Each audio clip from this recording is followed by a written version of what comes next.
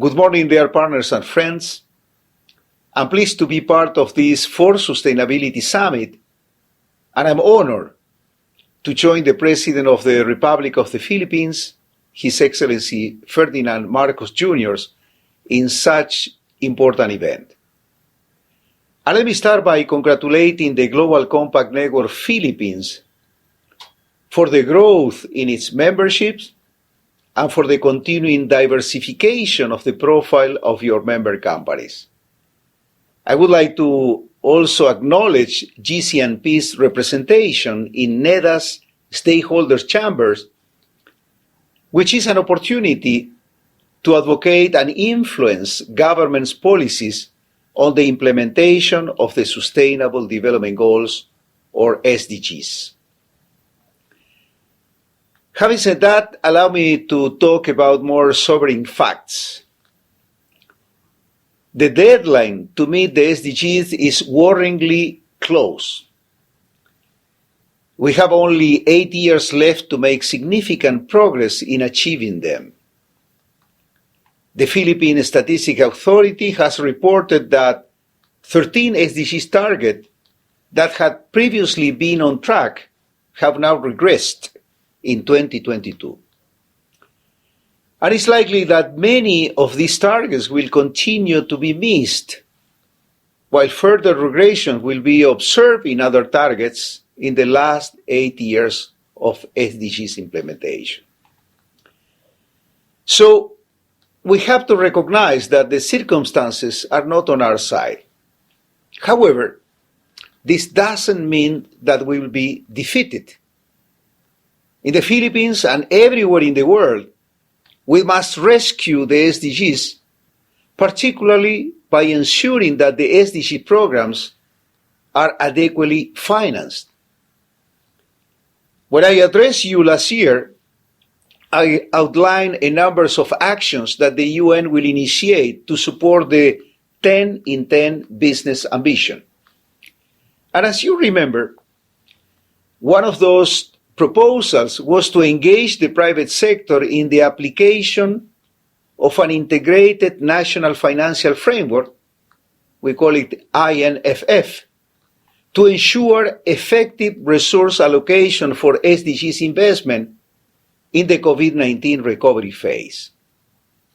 The good news is that we have launched a joint program on the integrated national financial framework, which is being implemented by UNDP, UNFPA, and UNICEF. This joint program aims to establish a more diversified financial framework that can leverage additional resources to support the achievement of the SDGs in an integrated manner across the United Nations. The UN recently conducted policy dialogues with government partners, international organizations, the private sector, to inform the implementation of this integrated national financial framework. Out of these multi-stakeholder dialogues, we have crafted 3 recommendations that I would like to share with you. Number 1, there is a need for greater integration among the stakeholders in planning and financing. This means enhancing the sustainable finance roadmap to cover not just a number, but all of the SDGs. Number 2, we must promote synergies of policies across the public and private sector.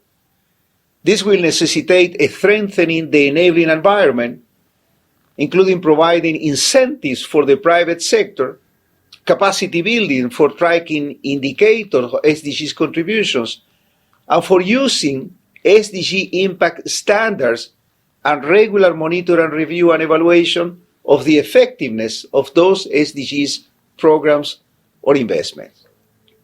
Number 3, we need to strengthen collaboration across the public and private sector through regular government-led policy dialogues and knowledge exchange, among others. But accelerating the SDGs is not just a question of planning and financing, but also innovating in partnerships. At the first area for collaboration, particularly now with the ongoing COP27, is of course climate action. Healthy societies and healthy markets go hand in hand. So there is urgent need for more investment in decarbonization and climate adaptation. And this will require substantial mobilization of public and private sector resources to transition to low carbon alternatives. Private sector is well positioned to also demonstrate that the energy transition boosts sustainable development and can be translated into millions of green and decent jobs, which is in fact now a national priority. The second area of collaboration is food security and food system transformation, and the President of the Philippines has put them as his major priority. And we are trying from the UN to provide all the required technical support to make sure that we deliver on such priority. Collaboration between agricultural business and buyers is still limited. The private sector should seize this new national priority to leverage business technology, innovation, large-scale food fortification, investing in the local production of safe and sustainable food, promoting and supporting adequate nutrition, promoting consumer awareness and demand for healthy diets. The third area of collaboration is transforming education, and we are just coming from the Transforming Education Summit.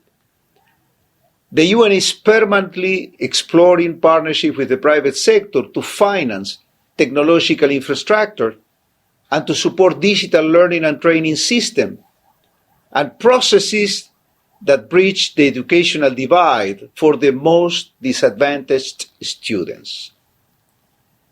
This area offers enormous opportunities for joint ventures in the digital revolution. We need private sector to launch a digital learning national program to provide connectivity to all schools by 2030. Devices with learning applications to all students in last mile schools and rural areas, and digital teaching trainings. In his speech to the UN General Assembly, I remember, President Ferdinand Marcos Jr. acknowledged the continuing need for a transformative development agenda. And he said that the 2030 Agenda for Sustainable Development is in fact a platform of unity where our societies can build a future that is resilient and inclusive, where our people can be healthy, happy, and secure. At this point, I look forward to the announcement of winners of the GCNP's second SDG Awards, because these outstanding companies demonstrate how business can create pathway to our shared future. So, dear partners, friends, let us save the SDGs together. Maraming salamat po. Thank you so much.